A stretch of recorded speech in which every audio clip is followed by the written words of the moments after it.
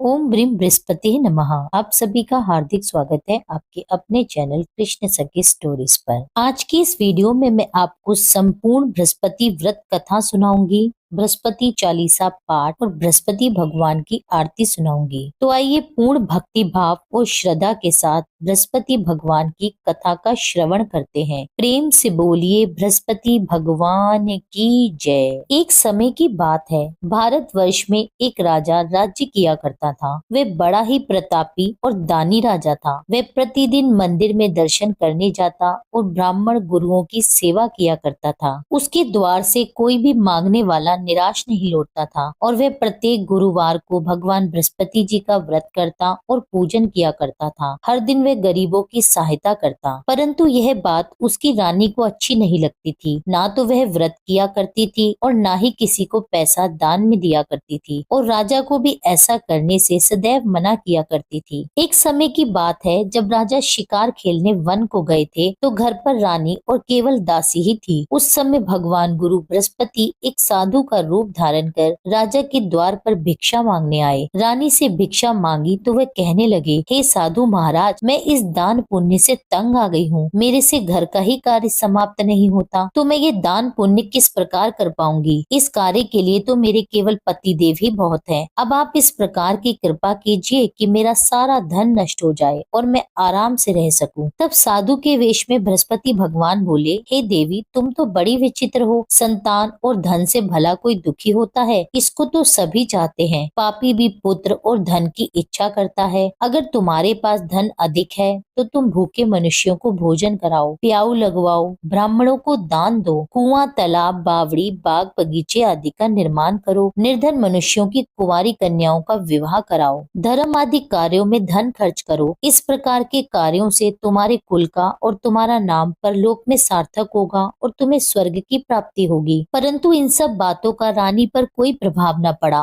वे कहने लगी, हे साधु महाराज, मुझे ऐसे धन की आवश्यकता नहीं जिसको मैं और मनुष्यों को दूं और जिसको संभालने में मेरा सारा समय नष्ट हो जाए। साधु महाराज ने कहा, देवी, तुम्हारी ऐसी इच्छा है तो ऐसा ही होगा। मैं तुम्हें जैसा बताता हूँ तुम वैसा ही करना। बृहस्पतिवार के दिन घर को गोबर से लीपना, अपने बालों को धोना और बाल धोते समय स्नान करना, भोजन में मांस मदिरा खाना, कपड़ा धोबी के यहाँ धुलने को डालना। इस प्रकार 7 बृहस्पतिवार करने से तुम्हारा सब धन नष्ट हो जाएगा। यह कहकर वे साधु महाराज वहाँ से अंतर ध्यान हो गए। रानी ने साधु के कहने के अनुसार ही किया। 3 बृहस्पतिवार ही बीते थे कि उसकी समस्त धन संपत्ति नष्ट हो गई और भोजन के लिए दोनों समय परिवार तरसने लगा तथा सांसारिक भोगों से दुखी रहने लगा। तब वह राजा रानी से कहने लगा, हे रानी, तुम यहाँ पर रहो, मैं दूसरे देश को जाता हूँ, क्योंकि यहाँ पर मुझे सभी मनुष्य जानते हैं, इसलिए मुझे कोई कार्य नहीं देगा। देश चोरी परदेश भिक्षा बराबर है। ऐसा कहकर राजा परदेश चला गया। वहाँ जंगल में जाता, लकड़ी काट कर लाता और शहर में बेचता। इस तरह वह अपने दिन व्यतीत करने लगा। इधर राजा के बिना रानी और दासी दुखी रहने लगे।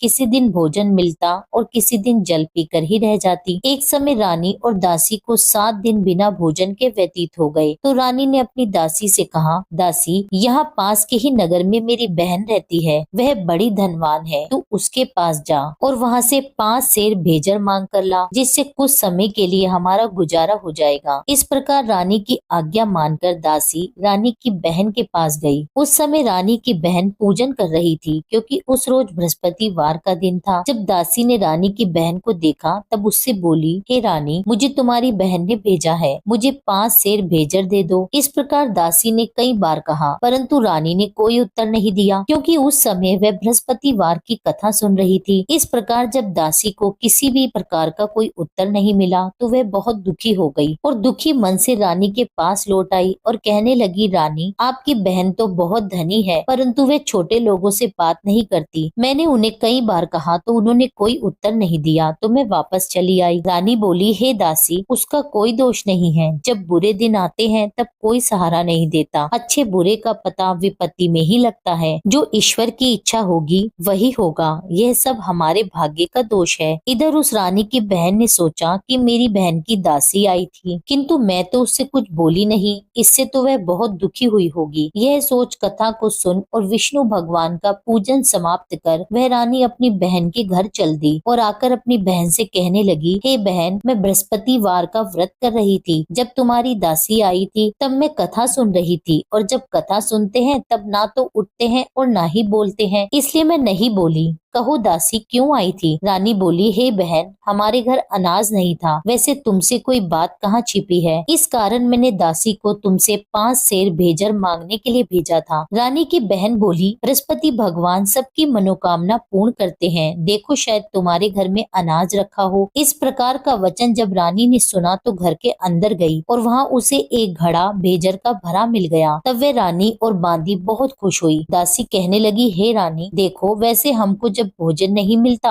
तो हम रोज ही व्रत करते हैं, अगर इनसे व्रत की विधि और कथा पूछ ली जाए तो हम उसे किया करेंगे। तब उस रानी ने अपनी बहन से पूछा, हे बहन, बृहस्पतिवार के व्रत के क्या नियम है? तब रानी की बहन ने बताया, बृहस्पतिवार के व्रत में चने की दाल और मुनक्का से विष्णु भगवान का केले की जड़ में पूजन करें तथा दीपक जलाएं और पीला भोजन करें और कथा सुने। इस प्रकार नियम पूर्वक करने से गुरु बृहस्पति भगवान प्रसन्न होते हैं, अन्न पुत्र धन देते हैं और सभी की मनोकामनाएं पूर्ण करते हैं। इस प्रकार रानी और दासी दोनों ने ही निश्चय किया कि हम बृहस्पति भगवान का पूजन किया करेंगे। 7 रोज बाद जब बृहस्पतिवार आया तो उन्होंने व्रत रखा। घुड़साल में जाकर चना और गुड़ बीन लाई तथा उसकी दाल से केले के जड़ का तथा भगवान विष्णु का पूजन किया। अब पीला भोजन कहाँ से आए? दोनों बड़ी दुखी हुई। उन्होंने व्रत किया था, इस कारण बृहस्पति भगवान उनसे प्रसन्न थे। 2 थालियों में सुंदर पीला भोजन लेकर आए और दासी को देकर बोले, हे दासी, ये तुम्हारे और तुम्हारी रानी के लिए भोजन है, तुम दोनों भोजन कर लेना। दासी भोजन पाकर बड़ी प्रसन्न हुई और रानी से बोली, चलो रानी, जी भरकर भोजन कर लो। रानी को इस विषय में कुछ पता नहीं था, इसलिए वे दासी से बोली, तू ही भोजन कर, क्योंकि तू हमारी व्यर्थ में हंसी उड़ाती है। दासी बोली कि एक महात्मा भोजन दे गए हैं। रानी कहने लगी, वह भोजन तेरे लिए दे गए हैं, तू ही भोजन कर। दासी ने कहा, वह महात्मा हम दोनों के लिए 2 थाली में भोजन दे गए हैं, इसलिए हम और तुम दोनों ही साथ साथ भोजन करेंगे। इस प्रकार रानी और दासी दोनों ने ही बृहस्पति भगवान को नमस्कार कर भोजन प्रारंभ किया। अब वे प्रत्येक बृहस्पतिवार को बृहस्पति भगवान का व्रत और विष्णु भगवान का पूजन करने लगी। बृहस्पति भगवान की कृपा से रानी और दासी के पास बहुत सा धन हो गया। अब रानी फिर से आलस्य करने लगी। तब दासी बोली, देखो रानी, तुम पहले इस प्रकार आलस्य करती थी तो तुम्हें धन रखने में कष्ट होता था, इस कारण सभी धन नष्ट हो गया। अब बृहस्पति भगवान की कृपा से धन मिला है, हमें दान पुण्य करना चाहिए। दान में भूखे मनुष्यों को भोजन कराना चाहिए, प्याऊ लगवाने चाहिए, ब्राह्मणों को दान देना चाहिए। धन को शुभ कार्यों में खर्च करें, जिससे तुम्हारे कुल का यश बढ़ेगा और स्वर्ग प्राप्त होगा, पितृ प्रसन्न होंगे। तब रानी ने इसी प्रकार के कार्य करने प्रारंभ कर दिए तो काफी यश फैलने लगा। एक दिन रानी और दासी विचार करने लगी कि ना जाने हमारे राजा किस दशा में होंगे, उनकी कोई खोज खबर नहीं है। बृहस्पति भगवान से उन्होंने प्रार्थना की तो एक दिन भगवान ने रात्रि में राजा को स्वप्न में कहा, हे राजन, उठ, तेरी रानी तुझको याद करती है, अपने देश को चला जा। राजा प्रातः काल उठा और विचार करने लगा। स्त्री खाने और पहनने की साथी होती है, पर भगवान की आज्ञा मानकर वह अपने नगर की ओर चलने को तैयार हुआ। इससे पूर्व जब राजा प्रदेश चला गया था तो प्रदेश में दुखी रहने लगा। प्रतिदिन जंगल में से लकड़ी बीन कर लाता और उसे शहर में बेचकर अपने दुखी जीवन को बड़ी कठिनता से व्यतीत करता था। एक दिन राजा दुखी हो अपनी पुरानी बातों को याद करके रोने लगा। तब उस समय जंगल में बृहस्पति देव एक साधु का रूप धारण कर आए और राजा के पास आकर कहने लगे, लकड़हारे, तुम इस सुनसान जंगल में किस चिंता में बैठे हो, मुझे बताओ। यह सुनकर राजा की आंखों में जल भर आया और साधु की वंदना कर बोले, हे प्रभु, आप सब कुछ जानने वाले हो। इतना कहकर साधु को अपनी कहानी सुना दी। महात्मा दयालु होते हैं वे राजा से बोले, हे राजन, तुम्हारी स्त्री ने बृहस्पति देव का अपमान किया था,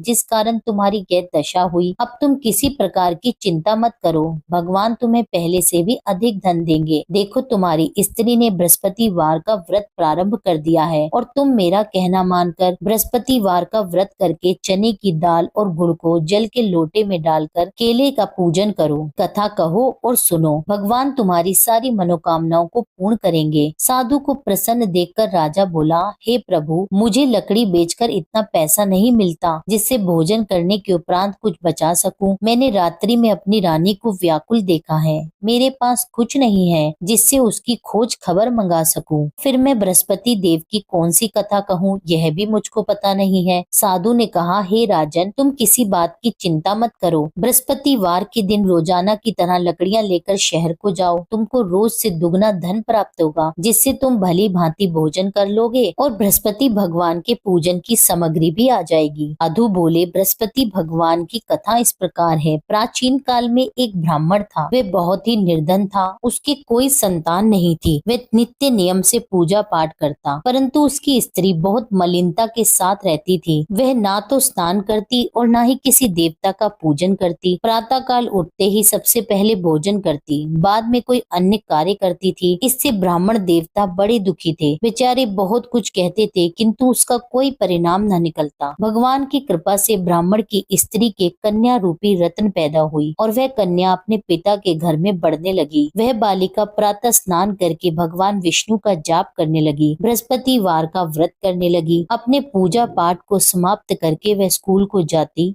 तो अपनी मुट्ठी में जौ भरकर ले जाती और पाठशाला जाने के मार्ग में डालती जाती। वही जौ स्वर्ण के हो जाते और लौटते समय उनको बीनकर घर ले आती। एक दिन वह बालिका सूप में सोने के जौ को फटक कर साफ कर रही थी, तो उसकी माँ ने देख लिया और कहा, हे बेटी, सोने के जौ को फटकने के लिए सोने का सूप होना चाहिए। दूसरे दिन बृहस्पतिवार था। इस कन्या ने व्रत रखा और बृहस्पति भगवान से प्रार्थना करके कहने लगी, हे प्रभु, यदि मैंने आपकी पूजा सच्चे मन से की हो तो मेरे लिए सोने का सूप दे दो। बृहस्पति देव ने उसकी प्रार्थना स्वीकार कर ली। रोजाना की तरह वह कन्या जौ फैलाती हुई स्कूल को गई और जब लौटकर जौ बीन ही रही थी तो बृहस्पति देव की कृपा से रास्ते में सोने का सूप मिला। वह सोने के सूप को लेकर घर गई और उससे जौ साफ करने लगी, परंतु उसकी माँ का वही ढंग रहा। एक दिन की बात है, वह कन्या सोने के सूप से जौ साफ कर रही थी। उस समय उस शहर का राजपुत्र वहां से होकर निकला। इस कन्या के रूप और कार्य को देखकर वह मोहित हो गया और अपने घर आकर भोजन और जल त्याग कर उदास होकर लेट गया।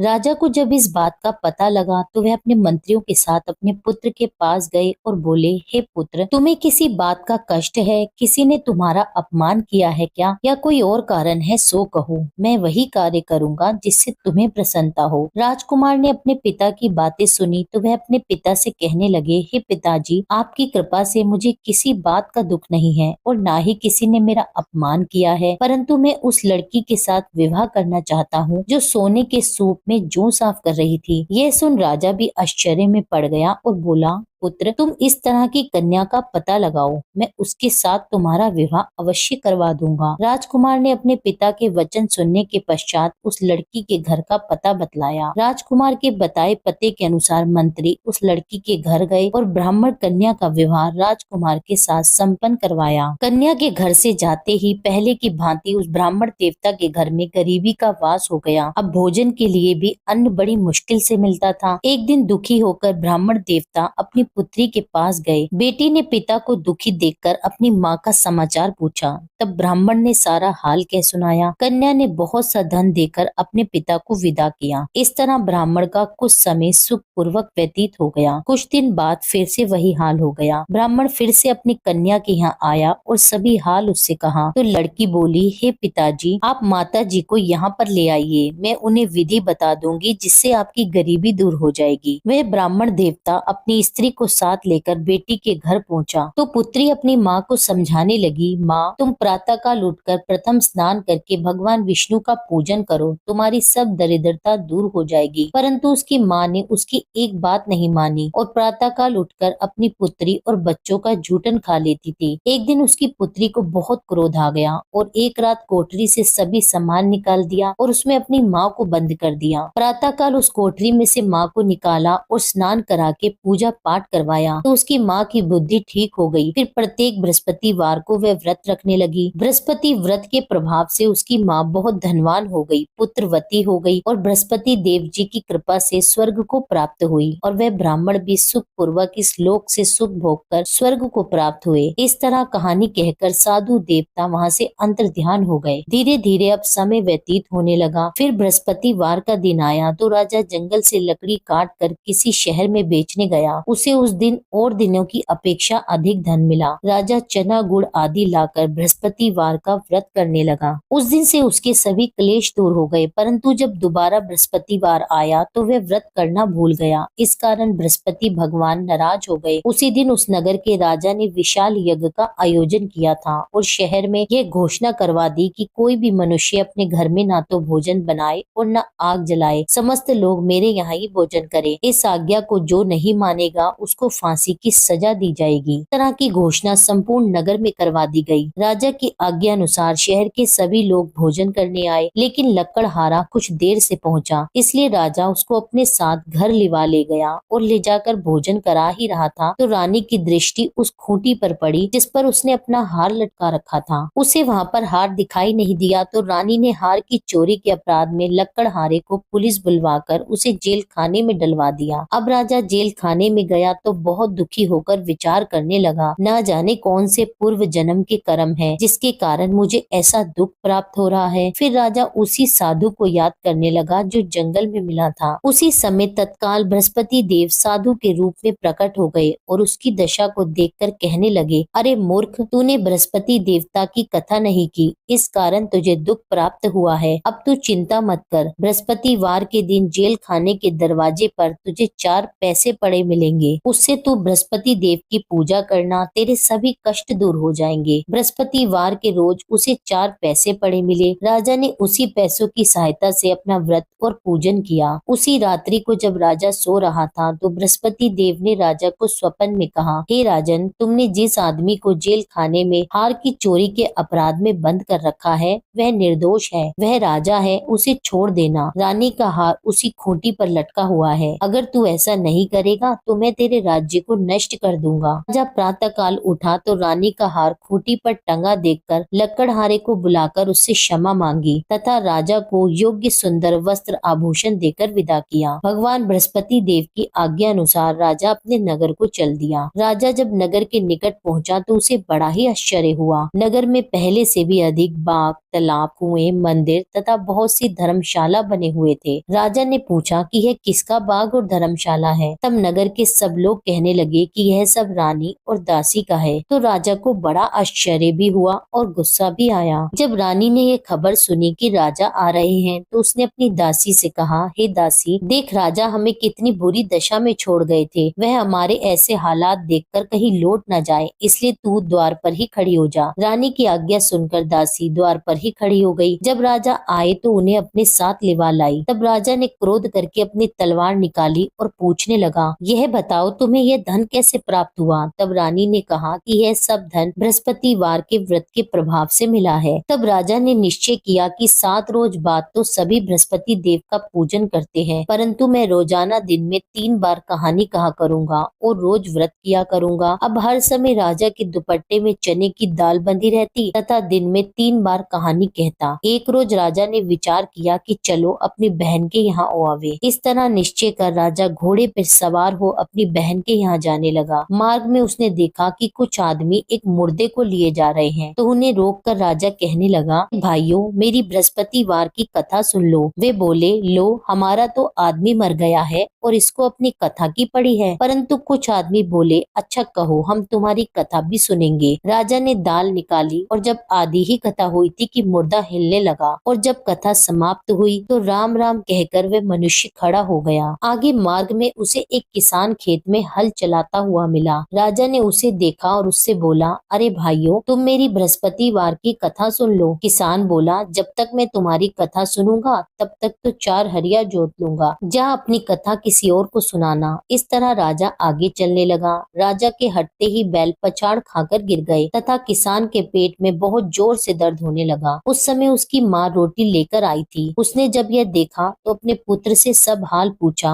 और बेटे ने सभी हाल अपनी माँ से कह दिया। तो बुढ़िया दौड़ी दौड़ी राजा के पास गई और उससे बोली, मैं तेरी कथा सुनूंगी, तू अपनी कथा मेरे खेत पे चलकर कहना। राजा ने बुढ़िया के खेत पर जाकर कथा कही, जिसके सुनते ही वे बैल खड़े हो गए और किसान के पेट का दर्द भी बंद हो गया। राजा जब अपनी बहन के घर पहुंच गया, बहन ने भाई की खूब मेहमानी की। दूसरे रोज प्रातःकाल राजा जगा तो वह देखने लगा कि सब लोग भोजन कर रहे हैं। राजा ने अपनी बहन से कहा कि कोई ऐसा मनुष्य है जिसने भोजन नहीं किया हो और मेरी बृहस्पतिवार की कथा सुन ले। बहन बोली, भैया, यह देश ऐसा ही है, पहले यहाँ लोग भोजन करते हैं, बाद में अन्य कोई कार्य करते हैं। अगर कोई पड़ोस में हो तो देखाऊं। वह ऐसा कहकर देखने चली गई, परंतु उसे कोई भी ऐसा व्यक्ति नहीं मिला जिसने भोजन न किया हो। अंत में वह एक कुम्हार के घर गई, जिसका लड़का बहुत बीमार था। उसे पता लगा कि उनके यहाँ 3 रोज से किसी ने भोजन नहीं किया है। रानी ने कुम्हार से कहा कि वह उसके भाई की कथा सुन ले। कुम्हार तैयार हो गया। राजा ने जाकर बृहस्पतिवार की कथा कही, जिसको सुनकर उसका लड़का ठीक हो गया। अब तो राजा की प्रशंसा होने लगी। एक दिन राजा ने अपनी बहन से कहा,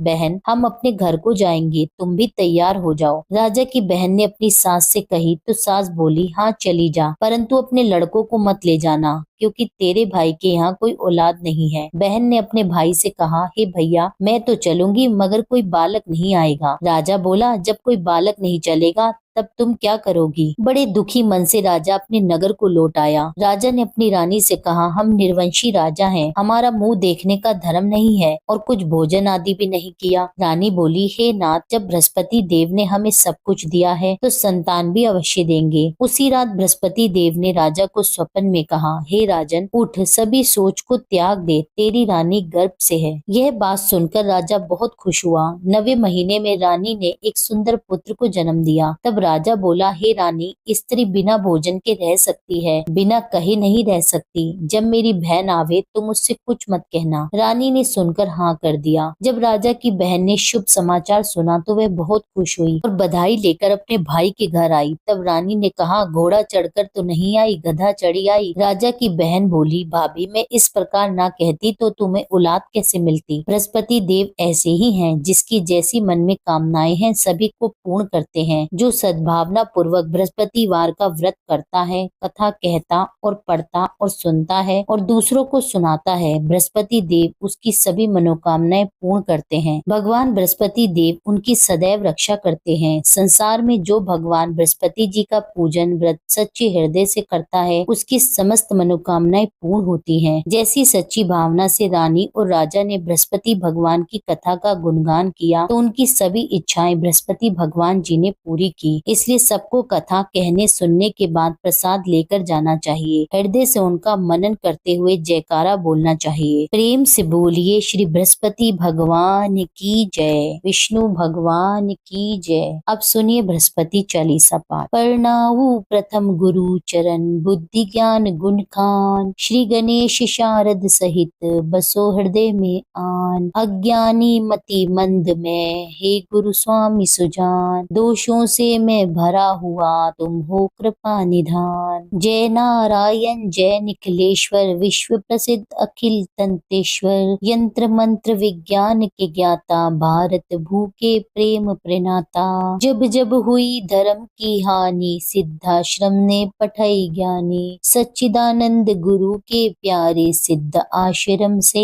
आप पधारे। उच्च कोटि के ऋषि मुनि स्वेच्छा, ओए करन धर्म की रक्षा, अब अब की बार आपकी बारी, त्राहि त्राहि है धरा पुकारी। मरुंधर प्रांत खरंटिया ग्रामा, मुल्तान चंद पिता करनामा। शेष शाही सपने में आए, माता को दर्शन दिखलाए। रूपा देवी मातु अति धार्मिक, जन्म भयो शुभ 21 तारीख। जन्म दिवस तिथि शुभ, साधक की पूजा करते आराधक की। जन्म वृतंत सुनाए नवीना, मंत्र नारायण नाम करि दीना। नाम नारायण भव भय हारी, सिद्ध योगी मानव तन धारी। ऋषिवर ब्रह्म तेज से उर्जित, आत्म स्वरूप गुरु गौरवंतित। एक बार संग सखा भवन में, करी स्नान लगे चिंतन में। चिंतन करत समाधि लगाई, सुध बुधहीन भय अनुरागी। पूर्ण करी संसार की रीति, शंकर जैसे बने गृहस्थी। अद्भुत संगम प्रभु माया का, अवलोकन है विधि छाया का। युग युग से भव बंधन रीति, जहाँ नारायण वाही भगवती। सांसारिक मन हुए अति गलानी, तब हिमगिरी गमन की ठानी। 18 वर्ष हिमालय घूमे, सर्व सिद्धिया गुरु पग चूमे। त्याग अटल सिद्धाश्रम आसन, कर्म भूमि आए नारायण। धरा गगन ब्राह्मण में गूंजी, जय गुरुदेव साधना पूंजी। धर्म धर्म हित शिविर पुरोधा, कर्म क्षेत्र के अतुलित योधा। हृदय विशाल शास्त्र भंडारा, भारत का भौतिक उजियारा। 156 ग्रंथ रचयिता, सीधी साधक विश्व विजेता। प्रिय लेखक प्रिय गूढ़ प्रवक्ता, भूत भविष्य के आप विधाता। आयुर्वेद ज्योतिषी के सागर, षोडश कला युक्त परमेश्वर। रतन पार की विघ्न हरंता, सन्यासी अन्यतम संता। अद्भुत